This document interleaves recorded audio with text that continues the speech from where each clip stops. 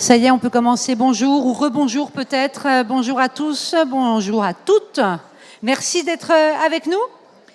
Ils ont déjà commencé, en fait. Vous êtes avec nous pour suivre cette dernière table ronde ici, dans cette salle, de cet événement formidable, un séisme, incroyable moment. On va parler des nouveaux imaginaires. Alors, j'avoue que moi-même, je me suis posé un peu la question, c'est quoi cette idée de nouveaux imaginaires? Est-ce que c'est juste une formule ? Est-ce que c'est une recherche de sens à toute chose? Mais si c'était juste une mode, ça serait plus possible aussi que ce soit qu'une mode. Moi, je suis communicante, je suis une ancienne journaliste, mais je suis communicante aujourd'hui. Et avec les clients, des fois que j'accompagne, moi aussi, je leur dis, il faut parler, il faut un récit. Il vous faut un récit. Est-ce que c'est ça, le nouvel imaginaire? Est-ce que c'est le récit? Mais bon, voilà, je m'interroge. Est-ce que c'est une histoire commune à se raconter et à se partager, dans laquelle on pourrait trouver une place? On pourrait se sentir peut-être de quelque part utile. Et peut-être tout simplement est-ce une tentative pour projeter l'avenir et le rendre désirable pour nous tous. Je ne sais pas trop. Franchement, je ne sais pas, mais c'est tant mieux, parce que peut-être que vous savez. Donc je vais vous demander d'accueillir sous un tonnerre d'applaudissements Sandrine, maintenant, s'il vous plaît. Tonnerre d'applaudissements. Sandrine Roudot qui est ici, voilà, autrice et conférencière, utopiste radicale depuis 2001, c'est comme ça que vous vous présentez, cofondatrice de la maison d'édition La Mer Salée. Vous venez de publier Les Utopiennes et vous avez écrit un manifeste Soulèvement littéraire pour influencer le monde. À vos côtés, Côme Girching, cofondateur des Jeunes Ambassadeurs pour le Climat. Pardon ? C'est bien. Et ancien représentant de la France au premier sommet mondial de la jeunesse pour le climat, c'était en 2019. Et puis enfin, Nathanaël Wallenhorst, je ne sais pas si je prononce bien tous les noms, vous me dites, enseignant-chercheur à la Cato d'Angers, docteur en sciences de l'éducation, mais aussi en sciences politiques, spécialiste entre autres de l'Anthropocène. Vous avez un CV très très long. Très long, très impressionnant. Merci, grand merci d'être avec vous, tous les trois. Je vais faire un premier tour de table, c'est mon habitude, pour essayer de poser 2-3 choses, apprendre à vous connaître aussi. Avec vous, comme je commence, si vous voulez bien. Est-ce que, comme moi, vous vous êtes interrogé sur cette formule des nouveaux imaginaires? Qu'est-ce que ça veut dire? Qu'est-ce qui se cache derrière ça? Ou est-ce que vous aviez d'emblée, dans votre esprit, une réponse instantanée? C'est compliqué comme question pour commencer. On commence high level. C'est bien. Ça va redescendre. Moi, je suis venu au thème des nouveaux imaginaires parce qu'à la base, je suis ingénieur. Est-ce qu'il y a des ingénieurs dans la salle? Yes, bon, très bien. Et j'ai eu un petit bouleversement en réalisant que l'approche ingénieur allait probablement pas sauver le monde. C'est pas pour vous démobiliser, c'est vraisemblablement très utile après. Mais dans un premier temps, j'avais l'impression qu'il fallait penser un peu autrement. Voilà, je voyais les impasses techniques de tout un tas de choses, des avions aux voitures en passant par les trains. Je voyais que ça allait pas assez vite, notamment pour créer la sobriété. La technique ne peut pas nous aider pour ça. Ou très peu. Et c'est là que je me suis intéressé aux nouveaux imaginaires. Donc pour moi, c'est juste une façon différente de se raconter des histoires, de s'inscrire dans un récit collectif aussi, qui permettent d'être sobre, de coopérer différemment, de faire les choses autrement pour avoir une influence plus réduite sur l'environnement. Ça peut être comme un outil? Moi, je le perçois vraiment comme un outil, mais un outil, c'est un peu statique, c'est-à-dire c'est aussi quelque chose qui va réinventer encore une fois notre façon de coexister entre nous et avec le vivant et nous rendre plus heureux. C'est-à-dire que ça, c'est quelque chose de fréquent sur la transition. On a l'impression que ça va être un mal, que ça va être une contrainte, etc. Ce que je vois avec les nouveaux imaginaires, c'est qu'en fait, on a des perspectives beaucoup plus heureuses que la perpétuation de l'existant. Avec vous, Nathalie, j'ai envie de vous saisir là, avec une question du genre... en fait, nouveaux imaginaires, ça veut dire qu'il faut en réinventer. Ça veut dire que peut-être ceux qui nous animaient auparavant sont périmés, ou défaillants, ou je ne sais pas, ne suffisent plus. Mais moi, je suis arrivé sur la question des récits en commençant d'abord par travailler sur les savoirs. Donc les savoirs sur le système Terre et en essayant de comprendre un peu comment ça fonctionnait et en me rendant compte combien la logique de rupture, elle est déterminante. En fait, elle donne tout son sens au savoir scientifique aujourd'hui. Demain n'est pas dans le prolongement d'aujourd'hui. Et des ruptures brusques et irréversibles sont possiblement devant nous. Donc j'ai découvert ça, je suis rentré dans une phase complètement autistique et monomaniaque à essayer de comprendre, etc., comment ça fonctionnait. Et à un moment donné, je me suis dit, putain, mais c'est pas possible. Ce qui est au cœur de la vie de la cité, c'est pas les savoirs, c'est ce qu'on raconte. Et ce qu'on raconte, ça a très souvent rien à voir avec les savoirs. Et donc du coup, c'est à partir de ce moment-là où je suis arrivé sur la question des récits, en me rendant compte combien, de fait, ceux qui sont là aujourd'hui, ils accélèrent à un moment donné une avancée pleine balle contre un mur puissant et massif qui est devant nous, quoi. Ce qu'on raconte, est-ce qu'on nous raconte, est-ce que chacun en raconte aux autres aussi? C'est ça, les imaginaires, ça circule quelque part. C'est-à-dire les récits, il y en a quelques-uns, on peut les épingler comme ça. C'est des espèces de récits qui nous conduisent dans des impasses. Il y a un espèce de récit californien. Bon, la technique va nous sauver. C'est un petit peu ce que tu disais d'une certaine façon. Il y a un autre récit, alors celui-là, il est pas mal, c'est Make Our Planet Great Again, et puis on va réintroduire le glyphosate pour 10 ans. Vous voyez, c'est un récit pervers, c'est-à-dire à un moment donné, on espère que le système Terre va être sensible à la com politique, mais ça lui fait rien, que dalle. Enfin, je veux dire, il bouge pas d'un poil, quoi. Voilà. Après, il y a un autre récit, c'est le récit, moi je l'entends beaucoup de la part des étudiants. Dès qu'on cause un peu du système Terre, etc., direct, il y en a un qui tilte dans l'amphi, dit « Oh, mais en fait, c'est nos démocraties qui nous ont mis dedans. Il faudrait sortir des démocraties pour sortir du bourbier dans lequel on est. Est-ce qu'une petite dictature verte à la chinoise, ça peut... Voilà. Et hop, un récit où à un moment donné, on abdique de nos libertés publiques au bénéfice de quelques-uns, supposément éclairés. Voilà. Puis il y en a d'autres. Puis il y a un récit qui est juste génial, c'est le récit Bisounours. C'est à un moment donné en disant « Hey, si on te met un pot de Nutella devant toi, là, tu le prends pas, machin, ou une tartine de pâté si tu as la dalle, ou bref, vous voyez le truc en disant chacun doit changer ses modes de vie à niveau individuel, mais derrière, c'est pas pensé au niveau organisationnel, structurel et politique. Donc du coup, il y a un problème là aussi. Enfin, bon. Il y a un récit qui vous emballe en ce moment ? Honnêtement, c'est le récit qui anime une organisation comme celle-là, un récit alternatif, c'est-à-dire qui politise les questions environnementales à partir d'une refondation d'une vie symbiotique entre la vie humaine et le vivant dans son ensemble.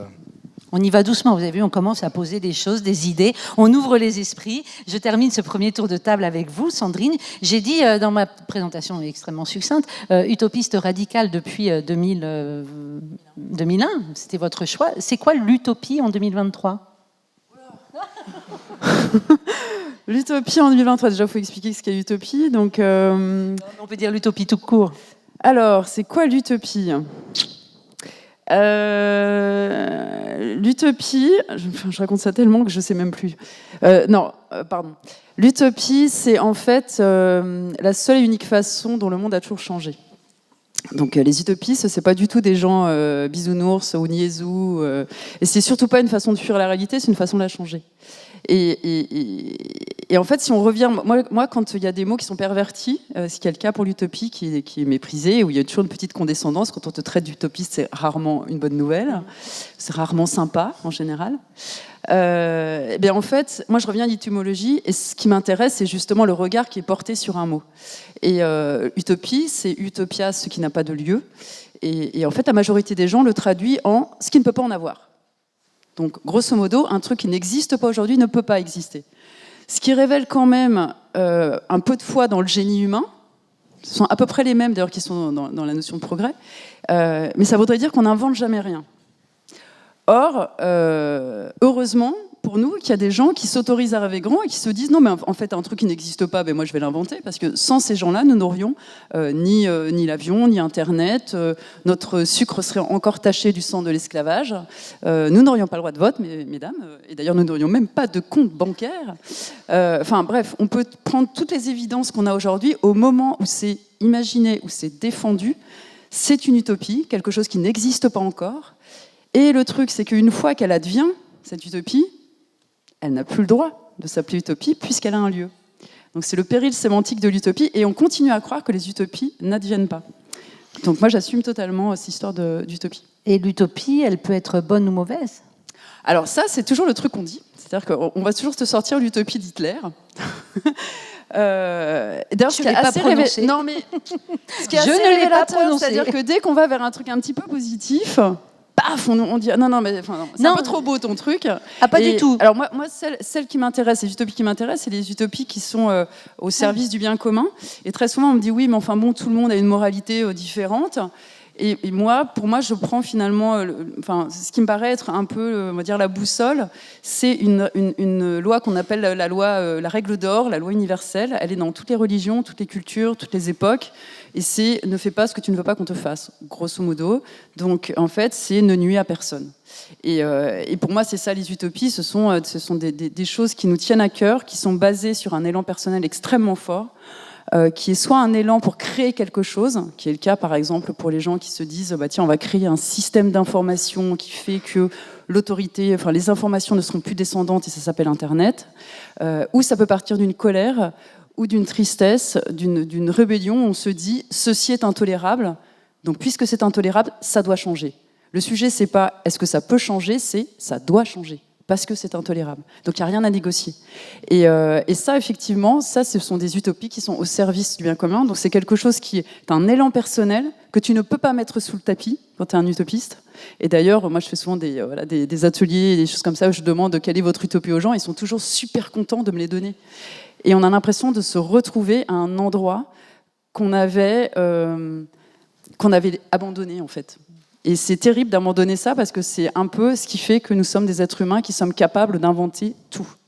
Je disais, vous avez écrit un manifeste qui s'appelle « Soulèvement littéraire pour influencer le monde », parce qu'on y reviendra. Vous avez fait le choix, après votre long parcours, d'écrire définitivement, voilà. Et dans ce manifeste, vous écrivez à un moment donné « On ne se soulève pas pour un rapport du GIEC, mais pour l'histoire que nous raconte la Terre, pour ses cris, pour sa beauté. On se soulève mu par la grandeur de l'humanité, par un idéal. » Je me dis, en lisant cela, je me suis dit, ok, pour Sandrine Roudot, l'imaginaire, le récit, il faut un soulèvement plus profond. C'est tripal, quelque part. Ouais, c'est tripal et c'est vraiment pas intellectuel. Et moi, pendant longtemps, j'ai résisté en fait à cette histoire de nouveaux récits, nouveaux imaginaires. Si j'en suis venue à l'utopie, c'est pas pour faire rêver les gens. J'en suis vraiment venue en étudiant les freins psychologiques, de neurosciences, culturels au changement. Et après, j'ai pris ce qui était plus fort que ces freins. Et puis je me suis dit, ah mais en fait, ce truc existe, ça s'appelle l'utopie. Puis après, j'ai regardé comment le monde avait changé. Je me suis rendu compte que c'était des utopistes. Donc voilà, ça a formé mon truc. Mais au départ, j'ai pas fait ça pour dire, ah, je change le récit sur l'écologie. Et vous allez voir, ça va bien se passer. C'est radical et en même temps, ça fait envie et c'est beau et voilà, et ça, effectivement, ça nous élève. Je l'ai fait vraiment pour des raisons extrêmement rationnelles. Mais aujourd'hui, je suis convaincue, et du coup, en général, quand je résiste à une notion, c'est qu'en fait, elle est très très importante pour moi et que je n'ai pas encore compris exactement à quel point elle est intéressante. Et pour moi, aujourd'hui, les imaginaires sont vraiment la clé du truc. Avant, je voulais absolument m'enchaîner aux banques. J'ai une espèce de fascination pour les gens qui s'enchaînent aux banques. Mais aujourd'hui, je crois que ma place, elle est effectivement dans cette idée d'écrire de nouveaux imaginaires et d'autoriser les gens, d'autoriser les auteurs et de les interpeller pour qu'ils écrivent de nouveaux imaginaires. Et aujourd'hui, il y a vraiment un truc qui, moi, Bon, j'y vais direct, là, je suis chaude. Qui me met en colère, c'est que on a des imaginaires qui sont secs aujourd'hui. Vous voyez, l'utopie, en fait, il y a en fait un lieu de départ. C'est la tête. C'est qu'il y a des gens qui sont capables de s'imaginer dans leur imaginaire, donc, que ceci va exister un jour. Et ces imaginaires, ils doivent être abreuvés, ils doivent être nourris. Et aujourd'hui, on a des imaginaires qui sont extrêmement secs, qui sont squattés, soit par le côté, tu en as parlé, le côté progressiste, voilà, en fait, 3G, 4G, 5G, 6G, 7G, ok, on a compris, futur antérieur. On parlera du technosolutionnisme qui fait rêver beaucoup de gens aujourd'hui. Exactement, donc c'est soit ça, soit l'effondrement. Donc super, restez chez vous, vous pouvez rester couché. Voilà, c'est inéluctable. Donc déjà, le truc de l'inéluctable me pose une vraie question. Et en dehors de... Et aussi un autre imaginaire qui là, me rend encore plus en colère, c'est le sabotage en règle de la foi en l'humanité. C'est-à-dire que, bon, des fois, il se passe des choses, hein, les gens quittent les villes, font un truc collectif, etc. Mais en général, au bout de 30 pages, ils se tapent sur la figure à coups de boîte de conserve, quoi. Enfin, et donc, il y a une espèce de... Ça, c'est encore le récit dominant. Parce qu'il y a les imaginaires, il y a le récit dominant, qui dit que l'homme est un loup pour l'homme, merci Hobbes, et en fait, c'est une espèce de prophétie autoréalisatrice qui fait que, de toute façon, on est tellement mauvais, on n'est tellement pas dans l'entraide, qu'on a besoin de ces autorités qui nous tiennent. Au moins, ça marche à peu près bien, quoi. Et donc, ces imaginaires, ils sont terribles parce qu'aujourd'hui, on ne s'autorise plus à penser autre chose parce qu'on n'a pas de perspective. Il n'y en a pas.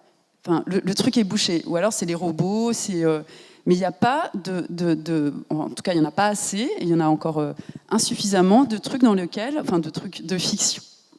De fiction dans lequel on vous raconte que les récits alternatifs sont possibles, que les alternatifs, les désobéissants, les résistants, etc., sont victorieux. On est toujours dans relation dominant-dominé et dans la culture de l'argent, en gros, et la culture de la domination. Donc les nouveaux imaginaires qu'il faudrait inventer, c'est ça. Je rebondis sur le terme soulèvement, parce qu'on en a parlé avec Nathanaël. Vous l'avez prononcé, ce mot-là, quand on a eu notre échange en amont pour préparer un petit peu. Vous parlez de soulèvement, de la nécessité de soulèvement. Mais qu'est-ce que ça veut dire pour vous, soulèvement, quand vous l'employez, ce terme-là? Soulèvement, c'est pas la radicalité, nécessairement. C'est de se mettre en mouvement collectivement. C'est quoi le soulèvement? Vous vous souvenez plus, peut-être, que vous m'en avez parlé? Si. Non. Soulèvement, on en entend parler en ce moment des soulèvements. On entend parler des soulèvements de la Terre. Soulèvements de la Terre qui, à un moment donné, sont retrouvés en un endroit, dans les Deux-Sèvres, où on creusait comme ça des espèces de grandes piscines. On allait pomper l'eau des nappes, mettre l'eau accessible dans ces grandes piscines pour pouvoir irriguer les champs de culture céréalière, etc. Puis ça pose des sacrés problèmes, en tout cas dans la façon dont on continue d'altérer le cycle de l'eau. Et puis, il y a des personnes qui se sont rassemblées autour de ces bassines à Sainte-Soline. Et puis, on a un ministre de l'Intérieur qui a dit, qui a requalifié l'exercice d'une citoyenneté de ces personnes qui se rassemblaient. Il n'y avait pas que les soulèvements de la Terre, mais entre autres choses.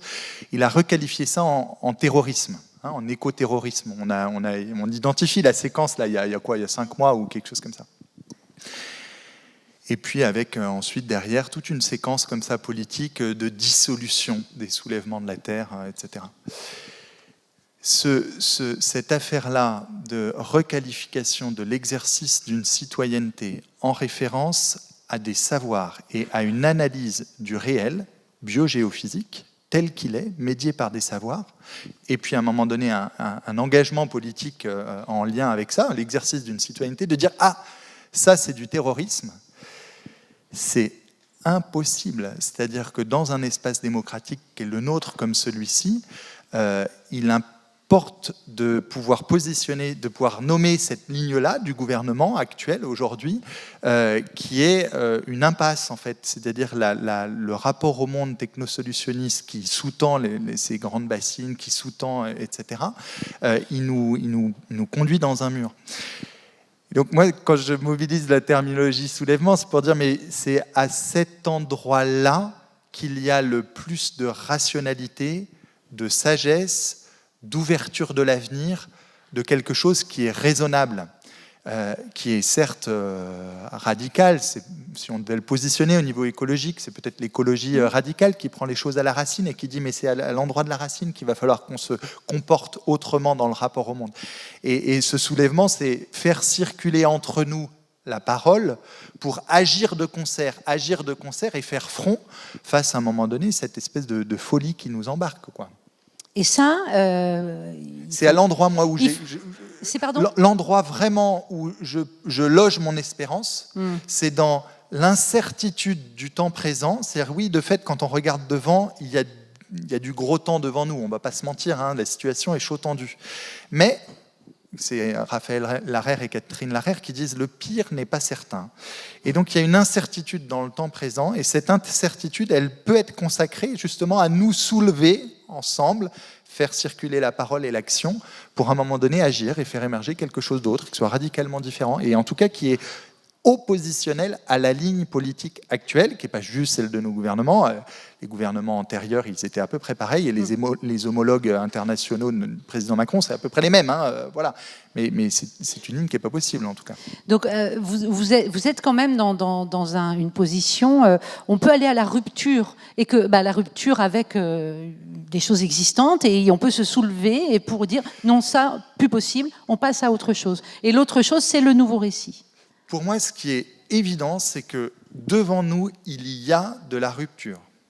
Soit il y a une rupture au niveau du fonctionnement du système Terre qui conduit à un chaos civilisationnel et sociétal, on peut nommer les choses, soit il y a une rupture sociopolitique, socio-économique, c'est-à-dire dans la façon dont on habite le monde ensemble, mais une rupture pas juste pour faire des trucs pour la nature, pour l'environnement, pour les poissons, pour les girafes ou pour je sais pas quoi.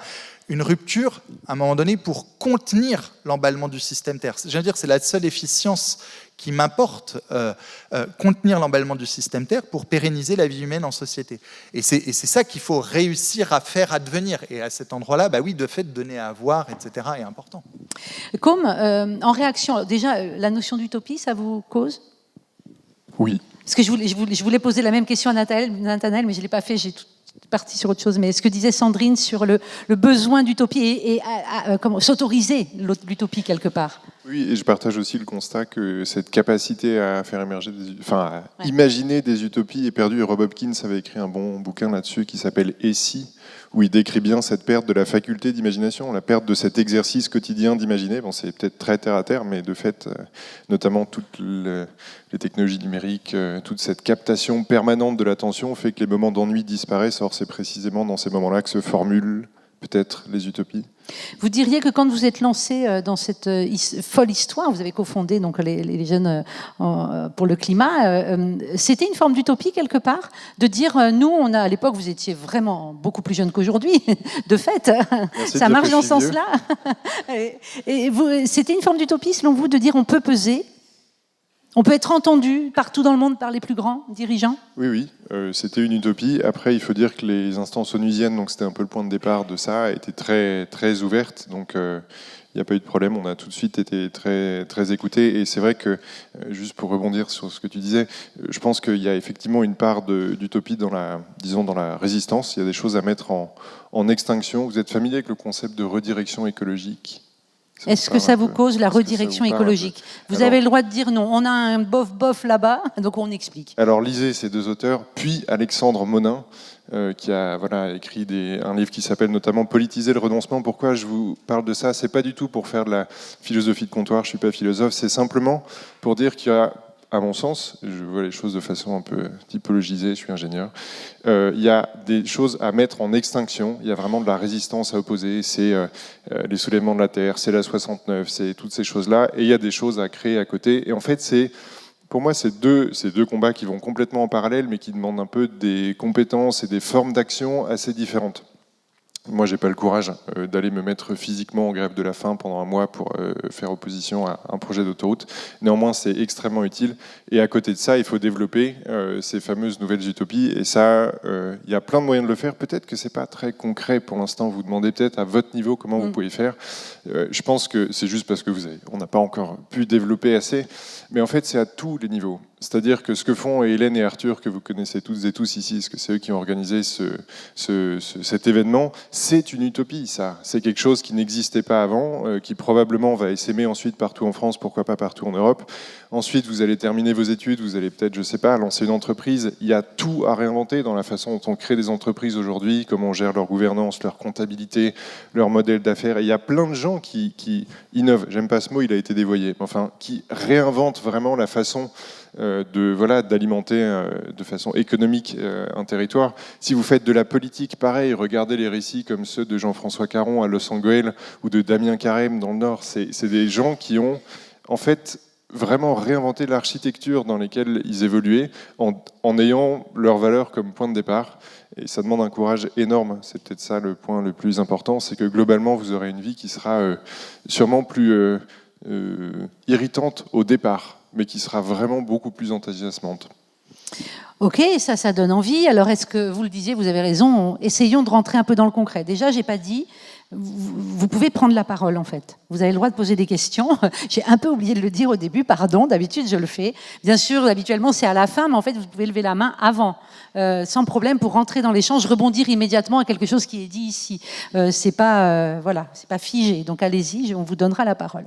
Rentrons dans le concret. On a commencé un peu, vous avez donné des exemples très concrets avec les soulèvements de la Terre, par exemple.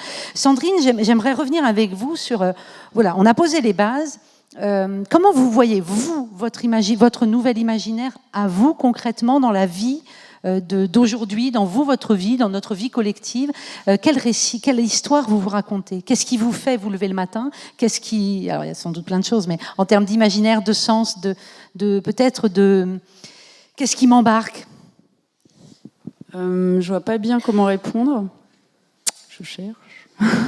Non, parce que la crainte, ce dont j'ai peur, c'est que il y a plein de choses dans tout ce qui a été dit, mais je vais égrener au fur et à mesure, qui m'interpellent quand même. D'abord, je me dis, la notion d'imaginaire, est-ce que ça cause à tout le monde? Est-ce que c'est pas un truc de riche? Est-ce que c'est pas un truc de privilégié? Est-ce que c'est pas un truc d'instruit? Voilà. Comment on embarque tout le monde? Une société, des gens, voilà. Allons-y, de répondre. J'ai lancé les bombes. Alors à la base, j'étais climato-sceptique. Non, je plaisante. Non. Mais c'est pas loin quand même. À la base, j'étais passionné d'aviation. Je vous ai dit, c'était pas loin. C'est une passion que j'avais ancrée au corps, vraiment, à tel point que je suis devenu pilote, etc. C'est vrai. J'étais bercé dans Saint-Exupéry, je sais pas à quel point tout ça va être enregistré. Non. Il y a des caméras quand même en fait. C'est en streaming en direct. Voilà, c'est parfait. C'est vrai ou pas? Non, c'est pas vrai. Non, c'est pas vrai du tout. Voilà, et tout ça est lié à plein de choses. Bon, déjà, j'habitais pas loin d'un aérodrome. J'ai tout de suite été en contact. Peut-être qu'on met plus en contact les jeunes garçons avec des avions, j'en sais rien. Enfin, tout ça m'a fait prendre conscience à quel point, en fait, juste avec des petites bêtises, des petits livres qui ont été mis sur ma route. Alors, je persiste à penser que Saint-Exupéry est un grand auteur, ou Romain Gary aussi, mais c'est quand même des choses qui ont été plus mis en avant que d'autres, peut-être des récits beaucoup plus en intégration avec la nature, je ne sais pas. Et en fait, je me suis retrouvé à 16 ans ou 17 ans un peu bloqué dans ce type d'imaginaire. Pour moi, c'était vraiment une façon bon, en plus d'être un truc de bourgeois, etc. Mais c'était vraiment une passion, une façon d'être au monde. Toutes mes photos, bref, je naviguais dans cet univers-là. Et après, donc j'ai bien sûr compris qu'il y avait un sujet avec ça. J'ai essayé de voir qu'est-ce qui profondément me plaisait là-dedans. Est-ce que c'était le fait d'être dans un avion, de voir le monde de haut, etc. Ben non. En fait, c'était des choses assez précises, de l'ordre de la sensation, de l'ordre d'une forme de contact avec la nature. Je sais, ça peut faire sourire, un contact avec la nature en avion. Mais il y avait quand même ça. Et du coup, j'ai essayé comme ça, de dépioter un peu cette passion-là, de comprendre les fibres vraiment profondes qui ne sont pas... L'avion, c'est juste une caractérisation technique, vraiment à un moment donné au XXIe siècle. Mais en fait, ça répondait à un désir, une curiosité, voilà, que j'ai essayé de trouver ailleurs. Et je l'ai trouvé, et donc j'ai arrêté. Je n'ai plus du tout cette passion-là, c'est derrière moi. Donc c'est possible en fait de travailler sur ces imaginaires individuels. Alors du coup, je sais comment répondre en rebondissant sur Com. Super, merci comprendre. Parce que moi, j'ai commencé dans la pub il y a très longtemps, avant 2001. Ah non, c'est pas mal, hein, c'est pas mal aussi. En 2001, parce que je voulais, voilà. Bon bref, je vais pas refaire mon parcours. Et bon, j'ai arrêté assez rapidement, mais il n'empêche que ce que j'ai compris, c'est que je cultivais dans la pub, ce que Spinoza appelle les désirs passifs, c'est-à-dire, et c'est exactement ce que tu racontes, c'est-à-dire que et là c'est un récit, c'est-à-dire que c'est ce que nous croyons être nos désirs profonds. Donc vous avez super envie d'avoir l'iPhone 7 ou l'iPhone 8, je sais pas où on en est, et dans 6 mois il est combien? Pourquoi vous riez? Moi je suis offert iPhone 4, alors bon forcément hein, on avance moins vite. Hein. Chez les écolos. Et ça, c'est vraiment... et la particularité du récit passif, c'est que ça crée une frustration, en fait. Un désir que vous assouvissez, ok, vous êtes content avec votre iPhone, machin, mais en fait, ça dure pas très longtemps. Et c'est culturel. C'est-à-dire que c'est une société dans laquelle on vous a dit « ceci va vous créer du plaisir ». Et dans une autre culture, ce ne sont pas les mêmes. Alors que ce qu'il faut cultiver, ce sont les désirs profonds, que Spinoza appelle les désirs actifs, qui sont vraiment des élans personnels et qui, eux, sont transculturels. On a les mêmes partout. Et il y a un indicateur, quand on assouvit un désir comme ça, qui est un désir profond, qui est la joie. Et ça, c'est un truc qui est vraiment intéressant. Donc moi, ce que je pense, c'est que l'idée, c'est pas de créer des nouveaux récits pour vous faire consommer des nouveaux trucs et vous dire « Ah, mais en fait, c'est vachement bien les Fairphone et il faudrait en avoir ».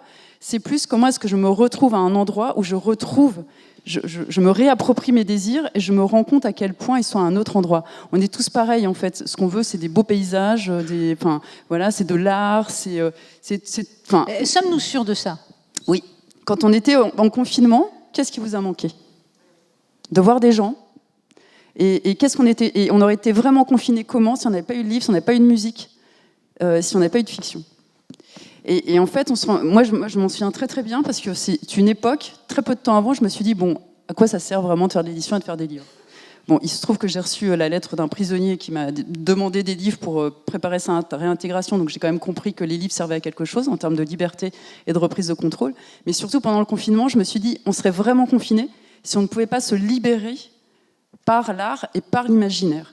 Et je ne sais pas si vous le savez, mais Germaine Tillon, dans les camps, elle écrivait des opérettes pour créer de l'espoir et garder de l'espoir et avoir une impression de reprise de contrôle avec ses co-détenus. Et c'est vraiment un endroit, et c'est absolument pas un truc, un truc intellectuel et abstrait. On a tous besoin d'avoir des histoires, et je reviens là-dessus, on a besoin de perspectives. Si on vous dit le monde il est fini, le futur il est noir, c'est terminé, ben ça y est quoi, en fait on reste tous chez nous. Donc en fait cette histoire de récit, elle est extrêmement importante. Si je prends un autre exemple pour prendre ce que tu as dit sur l'écoterrorisme, moi les imaginaires, les récits, ça commence avec les mots. Et par exemple, moi, quand j'entends écologie punitive, même si c'est pour dire non mais nous on fait pas de l'écologie punitive, on est en train de nourrir l'idée que l'écologie est forcément punitive. Et donc, qu'est-ce qu'on nourrit ? On nourrit le camp qui dit l'écologie est punitive. Et moi, sur l'histoire du renoncement, moi j'ai envie de me situer, c'est ça un peu l'utopie, c'est que j'ai envie de me situer dans l'autre monde et pas tant dans le renoncement. Bien sûr il y a du renoncement, mais moi j'ai plutôt envie de parler de tout ce qu'on va gagner, et c'est ça qui m'a un peu sidérée quand j'ai commencé à accompagner des entreprises en développement durable il y a très longtemps. C'est que je voyais qu'en fait ça ne créait que de la contrainte et que de la frustration, et que ce qu'on voyait c'est tout ce qu'on allait perdre. Et c'est pour ça que je parle d'utopie, c'est que l'utopie c'est vraiment qu'est-ce qu'on veut me faire, et à partir de là on construit. Et le reste, on s'en fout. On n'a pas des loyautés à honorer, on n'a pas des trucs à... Voilà, on s'en fiche. Ce qu'on est en train de faire, c'est imaginer ce qu'on voudrait être. Et pour répondre à ta question, moi, je le vois très très bien, en fait, ce monde. Parce que je navigue dedans, donc avec le low-tech, avec le biomimétisme, avec tout ça. Et le seul truc maintenant qu'on a besoin de savoir, c'est à quoi il ressemble, ce monde. Et c'est là où on en revient aux imaginaires et à la fiction. On a besoin de se balader dans un monde à la Timothée Paris qui a été décroissant, où il y a des innovations low-tech, comme avec le Low-Tech Lab qui est là-bas à la Halle Marteneau. Et on a besoin de vivre cette vie-là. Comment est-ce qu'on est amoureux dans ce monde-là, le temps à quoi il ressemble, nos journées à quoi elles ressemblent. Oui, il fait un peu plus chaud, oui, il y a des choses qu'on ne fait plus, mais bon sang, qu'est-ce que c'est apaisant aussi d'avoir un peu moins numérique. Ce qui est complètement contre-intuitif, vu le monde dans lequel on évolue au quotidien. Je ne sais pas, ce que Nathanaël a une réaction peut-être à ça. Est-ce que ça veut dire qu'il faut aller... il n'y a pas d'injonction évidemment, tentons d'aller dans cette direction. Ça veut dire faire advenir aussi peut-être un nouveau monde ou une nouvelle manière de faire le monde, je ne sais pas. Parce que c'est contre-intuitif, me semble-t-il, avec notre environnement d'aujourd'hui. Pour faire advenir un nouveau monde, moi je suis sensible à la dimension, on va dire, éducative, c'est-à-dire poser les ferments, les sédiments qui vont à un moment donné pérenniser le monde, nous permettre à un moment donné de préserver ou construire, aménager des espaces d'hospitalité à l'égard vis-à-vis de la pluralité, c'est-à-dire que chacun puisse être accueilli dans le monde, voilà. Et ça, de fait, ça passe, on va dire, par une activité, une action éducative. Bon, ça c'est sûr. En même temps, moi, je suis très sensible aussi. Pour que ça se passe, il y a des sacrés coups de boule à donner quand même. Et en fait, moi, ma sensibilité... Donc, je suis en fac d'éduc, je suis enseignant-chercheur en sciences de l'éducation, bref, voilà. On enseigne ça, donc en sciences de l'éducation. On va donner des coups de boule. Non, mais de fait, il y a une fibre au niveau des sciences de l'éducation qui est plutôt du côté de la relation éducative, de l'attention, de la bienveillance, de machin, etc. Bon, moi, c'est pas ma fibre première. Ma fibre, c'est plutôt, de fait, les coups de boule. C'est-à-dire... non, mais c'est vrai, c'est vrai. C'est-à-dire, quand on regarde le monde dans lequel on est, quand on regarde l'ampleur de la perversion, quand on imagine que, par exemple, la question du bilan carbone individuel, de fait, c'est important de regarder chacun où on en est, machin, etc. Et quand on sait que c'est un pétrolier qui a inventé le truc, un pétrolier vraiment futé, où à un moment donné, il regardait devant, là, donc c'est des mecs, c'est Andros, le mâle, le viril, donc c'était une ribambelle de mâles bien viril. Puis ils ont regardé devant comme ça, ils se sont dit, oh putain, mais alors attends voir, c'est assez grave ce qui se passe. Un jour, on va nous interdire d'extraire. Donc un jour, on va nous interdire à un moment donné d'extraire du pétrole pour le mettre en circulation. Donc les mecs, ils ont réfléchi, en chambre, hop, ils réfléchissent, puis ils se disent, mais attends voir. on va plutôt aider les gens à faire des bilans individuels, ils vont limiter leur consommation, mais nous, on va continuer. Et paf, ils ont inventé le bilan carbone individuel. Et nous, on est pleine balle là-dedans, quoi. Alors qu'en fait, la chose de fond, c'est de dire, en fait, non, posons des lois ensemble, habitons le monde autrement ensemble, mais c'est pas si tu as envie, si ça te fait plaisir, si tu es bien éduqué, si machin, si truc. Non, c'est posons la limite. Alors une limite qui n'éradique pas la liberté. C'est-à-dire pour l'instant, aujourd'hui, nos démocraties, elles sont indissociablement liées à l'idée de liberté. C'est quoi la démocratie? C'est je fais ce que je veux quand je veux, je n'ai pas le droit de tuer, mais sinon, à part ça, on peut à peu près faire ce qu'on veut. Et là, il faut les intégrer à la limite. Et une limite qu'on décide ensemble. Donc de dire, non, les pétroliers, désolé les gars, mais en fait, on ne peut plus extraire. Va falloir qu'on fasse avec et qu'on organise autrement la vie ensemble, quoi. Voilà. Donc c'est à ces endroits-là, moi, que j'ai besoin, Bon, et puis je ne vais pas redonner un coup de boule sur le gouvernement actuel, mais de fait, on a des exemples, c'est assez impressionnant quand même. J'ai l'impression on fait exactement ce qu'il ne faut pas faire, mais exactement. Et si je dis ça, c'est pas parce que je serais politisé chez les décroissants. Non, moi, je ne suis pas socialisé chez les décroissants. En fait, j'ai rien contre eux, ils sont très sympathiques. Je suis socialisé dans la littérature scientifique. Et en fait, la décroissance et le démantèlement, pour reprendre vraiment les termes de Monin, c'est-à-dire de dire à un moment donné, on doit arrêter, on doit fermer des trucs, on doit fermer les autoroutes, on doit fermer... Ça, c'est pas un choix d'abord politique parce que tu es politisé de telle façon. C'est une évidence biogéophysique. C'est-à-dire c'est une évidence du point de vue de la matière. C'est-à-dire quand tu regardes le monde du point de vue de la matière, il est évident que si tu veux préserver la vie humaine en société et la capacité qu'on peut avoir de s'aimer, c'est-à-dire c'est ça, pour l'instant il y a eu plus d'actes d'amour que de destruction. Préservons les conditions bioclimatiques d'existence qui vont nous permettre de continuer de nous aimer, quoi. Vous vouliez réagir comme? Oui, je disais juste qu'il y a besoin d'avoir aussi de la disponibilité un peu mentale pour créer ces nouvelles utopies, justement, et que parmi les fronts un peu coup de boule, pour reprendre ton expression, il y a vraiment la publicité, les réseaux sociaux, etc. C'est des choses qui sont contrôlables et qu'on contrôle très peu ou très mal, voire pas du tout. Est-ce que vous avez une idée? Il y a une question première? Non, c'était juste un étirement. C'était pour... D'accord. Vous voulez la poser maintenant? Terminez comme, et puis après, vous posez la question. Est-ce que vous connaissez le budget publicitaire, donc c'est-à-dire ce qui est dépensé chaque année par le domaine privé pour faire de la pub? Est-ce que vous avez une idée d'ordre de grandeur en termes mondial, en euros, en France? En France. Et ça va vous faire plaisir, te faire plaisir d'Internet. Je vais le comparer au budget de l'éducation nationale. Combien? C'est à peu près entre 30 et 35 milliards d'euros par an.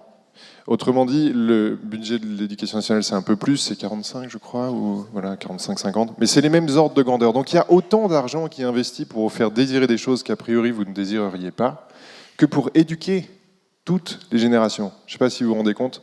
Donc ça donne un peu à voir à quel point, en fait, votre structure de désir, elle est complètement flinguée et complètement déformée. C'est pas la vôtre. Et en fait, moi, ça me fait beaucoup réfléchir, parce que parfois, quand je vois un SUV, j'ai pas vraiment de haine envers la personne qui le conduit, quoique. Coup de boule? Je me dis simplement, c'est une victime, en fait. Pas au sens... voilà, c'est de la représentation et de l'imaginaire qui va avec le SUV. C'est exactement ça. Alors le risque en disant ça, c'est que ça déculpabilise les gens qui ont des comportements de consommation excessive, etc. Il y a une part de rationnel là-dedans. Mais quand même, quelqu'un qui s'inscrit complètement dans ces modes de consommation, qui va à l'autre bout du monde tous les mois parce que c'est comme ça que ça se passe, qui achète un gros SUV, etc. En fait, c'est juste quelqu'un qui n'a... Bon, pas beaucoup de volonté, d'accord, mais qui juste absorbe en fait le récit qu'on lui vend toute la journée. Et c'est pour ça, et on peut jouer là-dessus. La Convention citoyenne pour le climat, que j'avais pu suivre de très près, disait, mais voilà, il faut réguler la pub sur les grosses voitures, sur les vols, sur machin. Ça n'existe pas du tout. Et il y a régulièrement... Petite dernière chose. La dernière fois, j'ai fait une conférence à Montpellier sur ça, on a parlé beaucoup d'aviation. À la fin, il y a un jeune de mon âge, même un an de moins, qui m'a dit « Moi, j'ai créé une start-up qui vend des billets low cost d'avion. » Et en fait, je vais être très honnête avec toi, s'il n'y a plus de pub, mon business, il disparaît. Et je dis, bah oui, en fait, voilà. Là, on a la preuve que annuler, que ça marche. Voilà. Que ça marche. Et pourtant, on ne le fait pas. Donc, on va donner la parole à madame, et je vous dirai après ce que je voulais dire. Ah, d'accord. Ah non, mais je donne jamais rien. Pendant le micro donné, je vais juste rebondir là-dessus, sur l'histoire du chiffre et du récit. Vous voyez, le récit, on dit qu'il y a des assistés, par exemple. Ça, c'est un bon gros récit qu'on a dans le récit dominant. Les assistés, c'est des gens... Voilà. Aujourd'hui, on sait que le CAC 40, ils sont sursubventionnés et que c'est 30% du budget de l'État. Ben, de remettre ce genre de truc, c'est changer le récit, par exemple. Allez-y. Oui, bonjour. Merci. Enfin, je comprends et j'adhère au discours, mais j'ai une petite nuance et une petite question. Est-ce que vous ne pensez pas, du coup, que ce discours sur les entreprises et les politiques, que ça nourrit ce qu'on appelle le triangle de l'inaction ? Alors, qui veut répondre ? Tout le monde veut répondre. Côme, Nathanaël. C'était pour... C'est-à-dire, moi, je suis pas sûr. Je sais pas. C'est-à-dire, pour l'instant, de fait, on a un déficit d'imaginaire au niveau des responsables politiques de rang, on va dire, national, international, là, voilà, à cet endroit-là, j'ai envie de dire. Au niveau local, etc., il se passe tout un tas de trucs, etc. Au niveau national, de fait, pour l'instant, il y a tout un tas on va dire, il y a une activité législative qui n'est pas à la hauteur des enjeux, quoi. Et de fait... Donc, de nommer ça, pour moi, c'est pas tellement nourrir l'inaction, mais c'est... Ouais, ou alors peut-être j'ai pas complètement compris... J'apporte une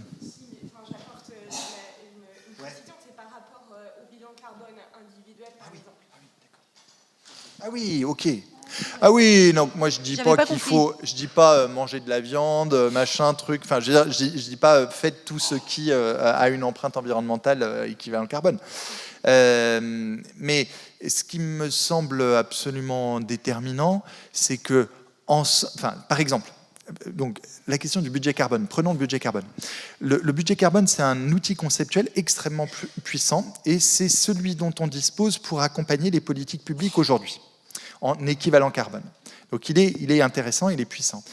Il nous reste un budget carbone, équivalent carbone, excusez-moi, de 500 gigatonnes d'ici 2050 pour essayer d'éviter qu'on ne franchisse un seuil qui est celui de plus 1,5 par rapport à la moyenne des températures préindustrielles, qui, s'il est franchi, court le risque d'une succession d'emballements avec une stabilisation du système Terre qui pourrait, il y a des controverses scientifiques là-dessus, mais qui pourrait ne se stabiliser qu'à plus 5 degrés, seuil incompatible avec la vie humaine en société. Voilà, le truc c'est noir, noir, noir, hein, c'est du noir de chez noir, enfin, c'est vraiment gravissime.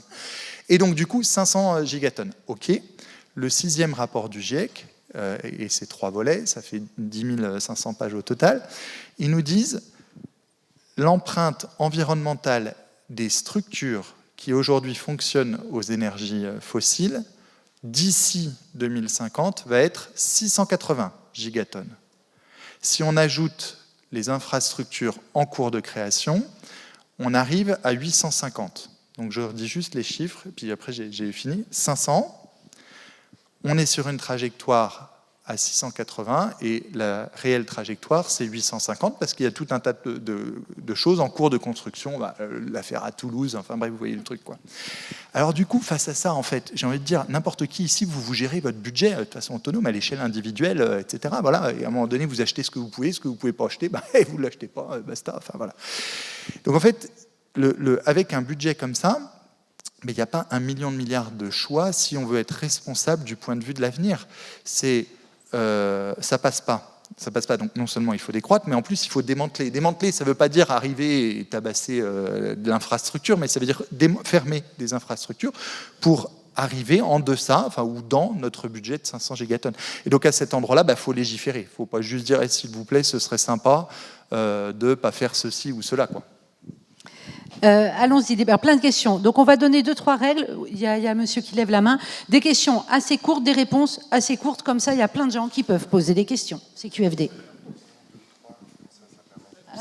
Non. Et je vais être vraiment très court. Et du coup, c'est même pas une question, c'est un complément avec des chiffres, parce que vous discutez, on pose des questions, on discute, et on met des chiffres au milieu de ça, et c'est important aussi. Et sur ceux que vous venez d'amener, en lien avec les deux que vous venez d'amener, le budget publicitaire, le deuxième budget publicitaire, c'est celui de l'automobile, du secteur automobile. Le premier étant celui de la distribution. Bon, il faut bien manger. Le deuxième étant celui de l'automobile. C'est pas les déplacements, c'est celui de l'automobile. Donc ça rejoint tout ce que vous disiez avant. Mais il paraît que tout le monde aime la bagnole. Plus, ouais. Ben oui, tout le monde aime la bagnole. Et du coup, par rapport à vos 30-35 milliards, ouais, c'est 5 milliards. Et c'est le deuxième but. Donc ça ne nécessite pas forcément une réponse claire, on est d'accord? Juste, c'est intéressant de voir que quand on découpe un peu l'économie dans les secteurs, le secteur de l'automobile est le premier facteur de hausse des émissions. Enfin voilà, c'est à cause des SUV. On a une question là. Bonjour, donc Stéphane Kirsulek, membre cofondateur de la Fresque du Climat. En premier, qui est un commentaire, moi depuis que j'ai 2 petits bouts, je me suis rendu compte du rôle de la littérature jeunesse et des contes qu'on raconte à nos enfants. Et je me suis rendu compte à quel point les histoires que je lisais me paraissaient absolument scandaleuses dessus. Et donc, bref, donc le rôle de la littérature, il est profondément important. Et j'ai hâte, et il y a déjà quelques auteurs et quelques maisons d'édition qui travaillent à changer les contes et les livres que l'on peut lire à nos enfants. Donc merci aussi pour ceux qui font bouger sur ce terrain-là. C'est une question alors qui irait un petit peu à côté. Pour vous poser la question, parmi les imaginaires, je prendrais par exemple celui d'Escola et qui en découle sur le grand partage nature-culture, et de savoir quelle influence ça a vous par rapport à vos pensées, vos constructions et l'imaginaire que ça peut en découler. Merci de revenir dans l'imaginaire, parce qu'en fait on était dans les vieux imaginaires là encore. On était reparti sur la bagnole, on était reparti, juste pour vous montrer, on était reparti sur le côté chiffre, sur le côté budget, sur le côté... C'est pour vous montrer à quel point on est construit comme ça et qu'on a un mal de chien sur une table ronde qui s'appelle Nouveaux Imaginaires à y aller quand même. Enfin voilà. C'est Non, juste, là on dit comment sortir. On échange sur le comment en sortir justement. Oui, mais moi j'ai envie de parler des nouveaux en fait, parce que ceux-là on n'en parle jamais. Vous voyez, moi je suis sur la justement j'essaie d'être sur de la fiction d'autres imaginaires et dans ma boîte à manuscrits, que je sois dans ma boîte aux lettres, je suis toujours sur les vieux imaginaires.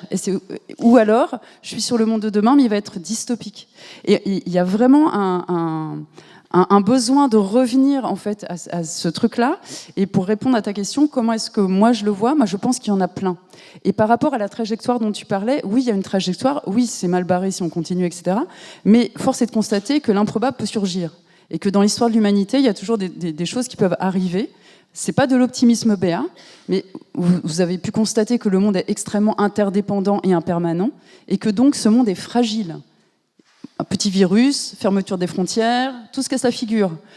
Aujourd'hui, toute notre société, c'est du numérique, donc c'est des ressources, donc c'est de l'eau. Alors, le nucléaire, c'est quand même de l'eau, les gars. Quand tout ça aura réchauffé et qu'on ne pourra plus refroidir les centrales, qu'est-ce qui va se passer ? Les terres rares, c'est les terres rares, donc c'est des petits minerais qu'il y a dans tout ce que vous avez, l'iPhone 86 et tout ça. Et en fait, ça, à 80%, ça vient d'un endroit en Chine, en Mongolie intérieure, qui s'appelle Baotou. Et les Chinois, en plus, possèdent d'autres mines en Afrique. Donc le jour où les Chinois disent « écoutez, vous savez quoi, le marché intérieur, ça nous suffit », on ferme les vannes, je peux vous assurer que notre problème est réglé en partie. Ça ne veut pas dire que ce sera du jour au lendemain, parce qu'effectivement, il y a une courbe. On peut avoir des pirates informatiques qui décident de transférer tout l'argent je ne sais où. On peut avoir aussi, ça c'est du nouveau récit, moi je rêve de voir ça en fiction, des héritiers qui aujourd'hui sont, vous savez, tous les jeunes justement qui se mutinent et qui ne veulent plus de ce monde. Il y en a une partie qui sont des héritiers de grande fortune quand même. Moi, je me dis, c'est pour ça que j'ai écrit un bouquin qui se place en 2043. Dans 20 ans, tous les jeunes d'aujourd'hui, en fait, ils sont à la tête des partis politiques, des entreprises. Ils ont récupéré des héritages. Qu'est-ce qu'ils en font ? Donc, il peut se passer tout un tas de choses. Mais sauf que il faut qu'on soit disponible à cet inattendu. Et pour être disponible à cet inattendu, il faut que les perspectives soient ouvertes. Et pour ça, le seul endroit où on peut les réouvrir, et on peut ouvrir même pas forcément en donnant à consommer à quoi ça va ressembler exactement, mais au moins la possibilité de savoir qu'il y a d'autres perspectives possibles. Et moi, par exemple, j'ai écrit un roman d'anticipation, Les Déliés, je pensais, voilà, j'ai imaginé comment ça allait être, et plus j'écrivais, et plus je voyais plein de positions possibles. Et quand je demande, on a fait travailler 30 auteurs différents sur Projetez-vous en 2043, il n'y en a pas un qui a le même truc. Mais par contre, tout est harmonieux. Ils ont tous pris quelque chose de différent. Et on a effectivement un troisième monde avec l'éco-guise et une rencontre entre l'animisme et le monde occidental, et qu'est-ce qui se passe. Et en fait, ce sont des brèches dans lequel on peut s'engouffrer pour réouvrir en fait les perspectives. Je reviens vers vous. Juste, qui est disponible aujourd'hui pour se débrider, se libérer pour aller vers ces nouveaux imaginaires? Vous l'avez dit d'ailleurs, il faut être disponible. Il faut être disponible. C'est pour ça que les auteurs ont Oui, mais ce truc-là. comment on embarque le plus grand nombre? Parce qu'à un moment donné, je me dis, je l'ai glissé tout à l'heure, moi il y a quand même un truc qui me chiffonne, et même dans tout ce qu'on dit, même ça me passionne, mais même le retourner le monde politique d'aujourd'hui, même, je me dis quand même, est-ce que ça concerne pas une petite partie de personnes qui ont les moyens, comme je disais tout à l'heure, d'abord matériels, ça c'est le récit par exemple, ça c'est le récit dominant. De dire que c'est non, c'est pas le récit dominant, c'est une question que je vous pose. Oui. C'est un peu différent, pardon. Par exemple, je ne prétends pas avoir le récit dominant, hein, pardon. Je dis juste quand même concrètement, comment on embarque en fait, les plus démunis, les plus isolés, les plus seuls, ceux qui rament, et effectivement, qu'on fait rêver avec un iPhone 82, comme tu as dit. On est d'accord. Et en fait, le truc, c'est qu'il faut regarder ce que déjà nous, on fait avec nos privilèges. Déjà, avant de se dire, est-ce que oui, mais les autres, ils ne le feront pas. Mais en fait, c'est pas eux qui ont une grosse empreinte, déjà. C'est plutôt les CSP+, c'est plutôt tous ces gens-là. Donc déjà, reprendre nos responsabilités personnelles. Et après, on se rend compte que le monde, il change avec 5% de la population. Voilà. Et donc, oui, mais du coup, il faut aussi nourrir l'imaginaire de ces gens-là. Ça ne veut pas dire... Et c'est pas forcément... Moi, les politiques, j'en attends rien. Enfin, voilà. Je fais 100 et du coup, je vais mieux depuis que je fais 100. On verra bien comment ils se portent. Mais on a besoin, justement, par exemple, cette histoire de... On a besoin de voir des héros ordinaires. On a besoin de voir des gens handicapés dans les récits. On a besoin de voir que les héros, ils sont imparfaits. On a besoin de voir qu'un jour, on est à fond les ballons et qu'un jour, on est dans notre zone de confort. C'est tous ces récits-là, en fait, qu'il faut raconter pour que tout le monde s'autorise à contribuer un tout petit bout. En fait. D'accord. Est-ce que vous avez déjà vu... Qui a Netflix dans la salle ? Les autres, vous mentez ou c'est... Non, bon. Qui a déjà vu une série sur un agriculteur ou une agricultrice sur Netflix ? Guillaume Canet a fait un film magnifique. Est-ce qu'il est sur Netflix ? Personne, c'est normal, il n'y en a pas. Et c'est justement ça mon point, c'est que en fait, si on n'a pas de récit d'incarnation sur les plateformes qui, pour l'instant, cultivent massivement, labourent massivement vos imaginaires, vous aurez du mal à vous projeter. Je suis complètement d'accord avec toi sur l'idée. On peut rien attendre du politique. Là, je suis coincé entre deux pôles. C'est juste que les politiques, c'est vous, quoi. Enfin, c'est pas, on va attendre d'eux aller quémander, gratter à la porte en disant soyez gentils, s'il vous plaît, adoptez un truc sur le glyphosate. Mais c'est juste vous, en fait, dans quelques années, ça. Utiliser les marges de manœuvre, les privilèges qu'on a, comme tu dis, c'est ça. C'est aussi comme Clémence Flette, je me souviens plus la personne qui est l'agricultrice qui était là juste avant. Voilà, elle est comme vous et moi. Un jour, elle s'est dit, voilà, je vais faire ma ferme, ce sera de la permaculture, ce sera bio, ce sera local, ça fonctionnera en AMAP. Elle a décidé de renoncer à tous les schémas classiques d'agriculture. Donc je pense que en fait, ce qui peut être terrifiant avec les imaginaires, au début, c'est que pour moi, c'était forcément des grands récits méta. Genre les grands récits de l'ADEME, les grands récits de négawatts, machin. On a tous les secteurs de l'économie et tout. Et nous, on se dit, voilà, moi j'ai une licence en Beaux-Arts au Mans. Je fais quoi avec ça ? Et en fait, tu commences par justement le périmètre qui est à côté de toi, tu juste réinventes. Là, je vois au fond de la salle, vous avez deux bons éléments de ça, Maxime et Romain. Eux, ils ont été dans... Pardon de vous viser, les gars, c'est juste... voilà. Ils n'avaient rien demandé. Eux, ils sont ingénieurs, machin, surdiplômés Sciences Po, tout ce que vous voulez. Ils ont claqué fortement la porte. Maxime, maintenant, il fait de la danse, il est à Sciences Po. Romain, il est passé par Basculon. Maxime aussi, d'ailleurs. Enfin bref, c'est des parcours qui prennent des angles droits dans tous les sens, précisément pour saisir cet inattendu, et qui utilisent quand même toutes les formations que vous avez faites ne seront pas inutiles. C'est simplement que vous allez les utiliser différemment et qu'en plus, ça vous donne un peu des coussins de sécurité pour rassurer les parents, parce que c'est un sujet. Vous avez vu le film Rupture, Arthur en parle. Il montre vous l'avez vu le film Rupture ? Comment c'est dur à digérer pour les parents. Voilà, donc ça fait partie de l'équation. Souvent, ça n'en fait pas partie dans le grand récit, mais en vrai, au quotidien, ça compte. On a plein de questions. Hein. Oui, je vais m'arrêter là. Il faut qu'on aille vite parce qu'on va devoir libérer la salle. Il y a tout un autre programme. On a plein de questions. On y va. Bonjour. Je voulais juste rappeler que les récits, ils accompagnent l'histoire de l'humanité depuis toujours. Et que le vieux récit dont on parle, il n'a que 150 ans. Et qu'on en parle comme si c'était le vieux récit, mais il y a des milliers d'autres récits qui ont accompagné l'humanité, dont dans les cultures populaires. Et le sujet, c'est la façon dont on a détruit les cultures populaires, dont aujourd'hui on occupe le cerveau. Mais il faut savoir que l'humanité, elle est riche encore de tout ça. C'est juste ce que je voulais... Et de plein de récits différents qui, encore aujourd'hui, cohabitent. Allez, madame. Bonjour, moi je voulais juste dire qu'il y a aussi des associations. Je fais partie d'une association qui s'appelle Futur Proche et qui fait de la coécriture de récits désirables avec les limites planétaires, et où on se met en ligne ou en présentiel par groupe de 4-5 pendant 3 heures pour imaginer ce que ça peut être notre vie quotidienne dans une France neutre en carbone, post-effondrement, avec les liens du vivant, etc. Donc il y a aussi plein de choses à aller chercher, et il y a d'autres assos qui font ça très bien aussi, mais voilà, pour inspirer. Futur proche. Et puis après, ici. J'avais juste une question sur... j'ai l'impression que les discussions portent beaucoup autour des sociétés humaines, et je voudrais savoir, avoir votre avis en fait sur la manière dont on pouvait inclure les autres êtres vivants avec qui on cohabite sur la Terre en fait dans nos nouveaux récits. Et voilà un joli nouvel imaginaire, pardon. Vous voulez répondre sur la connexion au vivant, c'est un peu ça, au vivant au pluriel. J'ai juste une petite anecdote là-dessus. Dans le récit, dans le recueil qu'on a fait collectif, on a demandé à Jean-Marc Goncil, que vous connaissez peut-être, qui a écrit Ne pas se mentir et Carnage, qui défend la cause animale. Et donc c'est une fiction qui raconte, et à un moment donné, il utilise le mot, et moi ça m'a énormément touchée, donc il raconte son histoire, et à un moment donné, il utilise le mot « ces innocents ». Il ne dit pas ces animaux innocents, il dit ces innocents. Et en fait, moi j'ai trouvé à la lecture que ce truc nous fait complètement changer de regard sur les autres espèces, et que c'est extrêmement important, en fait, peut-être plus que tout ce qu'on peut raconter sur la souffrance, etc. Parce qu'on est dans une fiction et que du coup, ce sont des personnages parmi d'autres, et qu'on le ressent voilà, comme ça. C'était juste une anecdote. Merci Sandrine. Vous prenez la parole si vous voulez la prendre. Moi, je pense à certains récits qui existent avec des interactions très fortes entre homme et animal ou femme et animal. Je pense au récit Le Poulpe ou l'histoire du poulpe, je sais plus. Pardon ? Ouais, je crois que c'est ça. Où le gars tombe quasi amoureux d'un poulpe et tout. Donc, il est sur Netflix, exactement. J'osais pas le dire, mais voilà. Donc il y a quand même. Mais non, mais on les travaille au corps Netflix avec Imagine 2050, je sais qui serait. Enfin bref, ça c'est.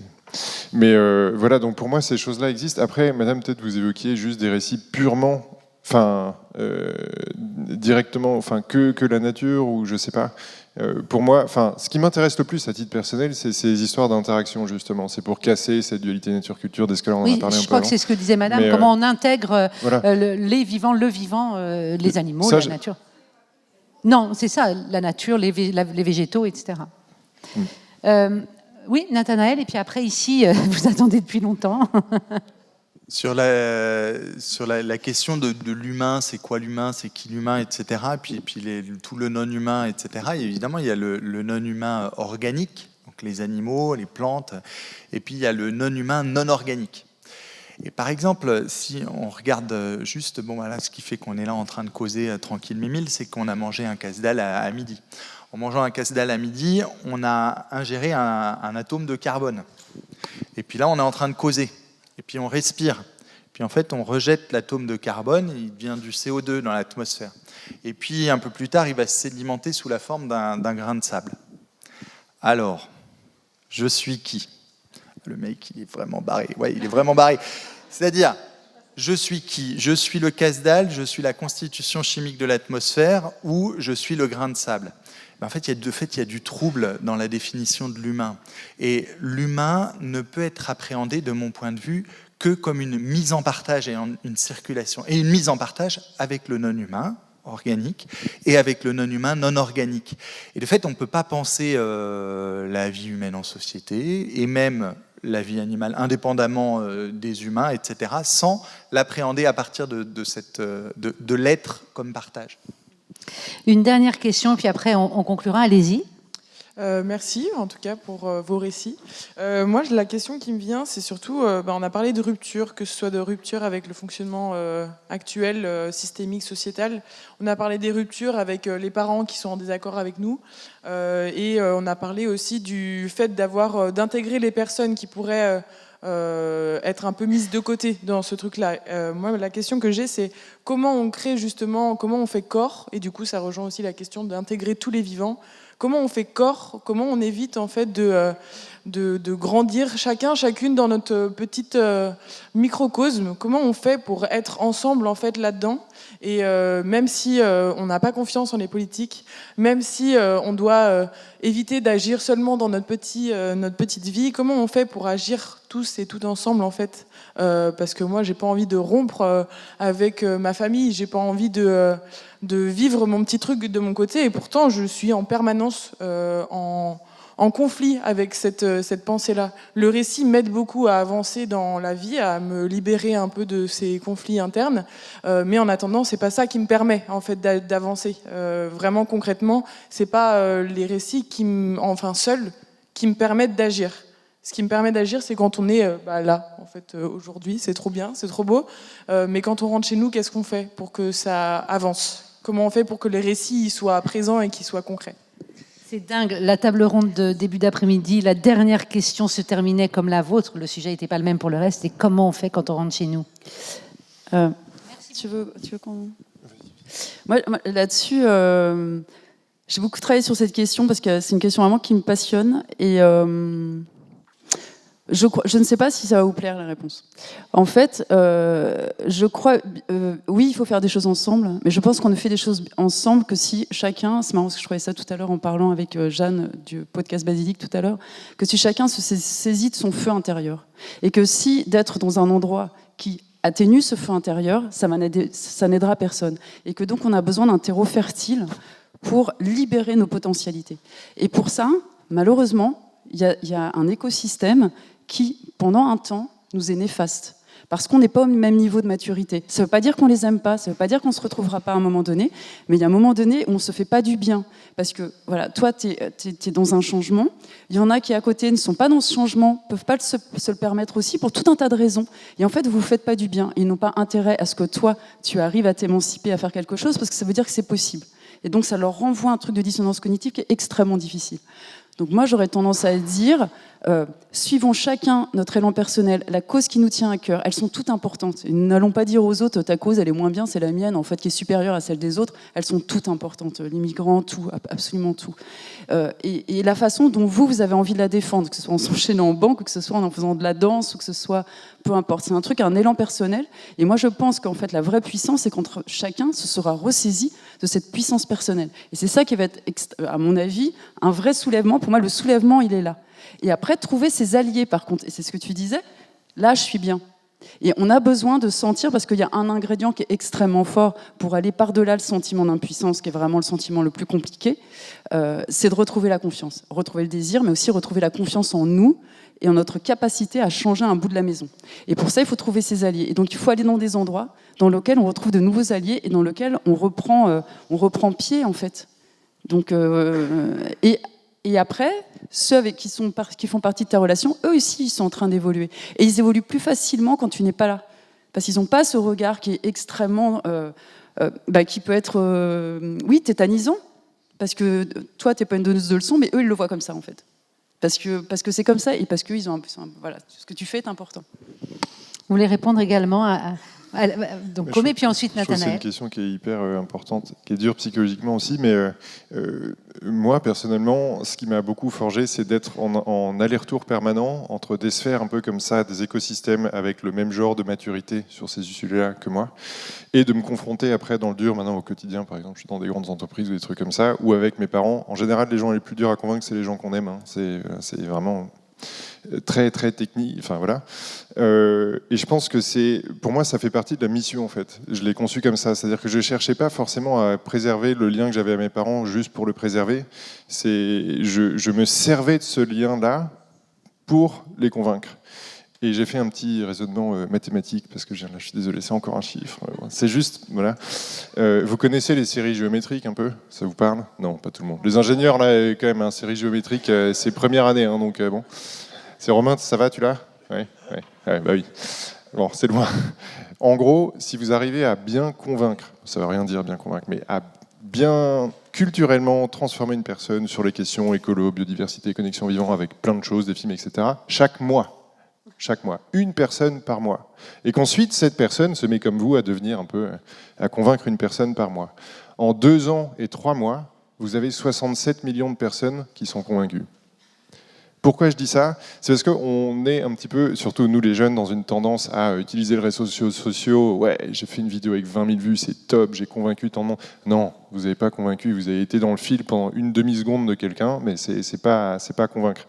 C'est juste pour se rappeler que passer vraiment du temps avec des personnes très proches, donc c'est plus facile quand c'est des personnes qu'on aime, c'est hyper efficace pour faire avancer la cause, et en même temps, en plus, ça exerce la façon de convaincre et c'est tout bénef pour la suite, quoi. Nathanaël, pour répondre. Eh ben, je ne sais pas si c'est une réponse, parce qu'en fait, la question, elle est en tant que telle, elle mérite d'être prise. Voilà, et je ne sais pas si elle appelle une réponse, mais elle nécessite d'être prise. Une réaction, peut-être. Voilà, c'est ça. Moi, ce que je me disais, en tout cas, en entendant cette question, c'est, et je repensais, en fait, pour tout vous dire, à quelqu'un qui s'appelle Hannah Arendt, voilà, qui m'a beaucoup marqué, une philosophe, une politiste du XXe siècle. En fait, avant que vous, là, chacun ici, vous ne naissiez, on était dans un monde où il n'y avait que du vieux, que du passé. Et au moment où vous êtes né, a surgi dans le monde du neuf, une nouveauté radicale. Et ce n'est pas juste parce que je fais une métaphysique poétique de la naissance, ça se tient intellectuellement, ce que je suis en train de vous dire. Et à ce moment-là, de fait, du neuf est advenu. Eh bien, ce neuf-là, cette nouveauté radicale dont vous êtes porteur, vous en êtes porteur aujourd'hui. Et par votre présence au monde, à chacun, vous signifiez qu'il n'y a pas que du passé dans le monde, qu'il n'y a pas que de la reproduction, qu'il n'y a pas que du même, et qu'un neuf radical, absolu, est tout à fait possible. Et il peut survenir, et il peut surgir, et il nécessite, j'ai beaucoup aimé ce que tu as dit, à un moment donné, une petite disponibilité. C'est pas si simple, mais une disponibilité pour qu'à un moment donné, un non encore advenu ou un non encore entendu puisse se faire entendre et advenir. Et de fait, ça peut embarquer quelque chose. Il s'est passé, il y a 5 ans, sur Terre, quelque chose de vraiment déterminant. Il y a une petite jeune fille qui avait la bouille, honnêtement, de ma fille qui a 12 ans. Elle avait 15 ans et demi. Elle était socialisée à partir du corpus des savoirs scolaires de son pays, où tout lui montrait continuité. Voilà, c'était la logique des savoirs scolaires. Et puis elle lisait à un moment donné dans le texte des articles biogéophysiques, etc., en anglais, et tout disait rupture. Et elle s'est dit, attends, on dit continuité d'un côté, on dit rupture de l'autre, c'est pas possible. Et elle a pris ça au sérieux. Elle n'est pas marrante, on la connaît, avec ses 2 tresses. Là. Vous la voyez ? Voilà, c'est Greta Thunberg. Et voilà, et elle dit, elle a pris un bout de carton qui traînait, elle a écrit « Je fais la grève de l'école ». Et elle allait mettre ça sur les marches du Parlement suédois, à 15 ans. Et puis, 2-3 journalistes y sont passés, ils lui ont dit « Tiens, on en a sous la semaine ». Elle a eu la tribune à l'ONU, elle a fait des super bras d'honneur à Trump. Puis derrière, il y a eu un phénomène comme ça, complètement saisissant, exceptionnel. Le mouvement des lycéens et étudiants grévistes pour le climat, et puis ensuite le manifeste des étudiants pour le climat, et ensuite qui ont... Bref, et tout un tas de choses s'est passé dans le prolongement de ça, parce qu'à un moment donné, de fait, il s'est passé quelque chose pour elle et elle l'a pris au sérieux. Et les vieux imaginaires l'ont rattrapé, ils lui ont reproché d'avoir un mauvais caractère, de dire des bêtises, mais et qu'elle ferait mieux de retourner à l'école. Le neuf s'est déployé et le neuf a marqué à un moment donné. C'est super. Toutes les universités en France, et c'est pareil dans les autres pays, depuis 1 an, reçoivent des directives ministérielles, des injonctions demandant la transmission des savoirs bioclimatiques à toute une tranche d'âge. Ça, c'est vraiment le prolongement de la pression qu'ont mis les lycéens et étudiants grévistes pour le climat, dans le prolongement de ce geste de Greta Thunberg. Comme quoi ça marche. On va donc libérez-vous, débridez-vous, lâchez les chevaux, comme j'ai l'habitude de dire. C'est quand même ça que je retiens aussi de tout ce que vous avez dit. Entre autres choses, un tonnerre d'applaudissements, s'il vous plaît, pour vous 3 et pour vous.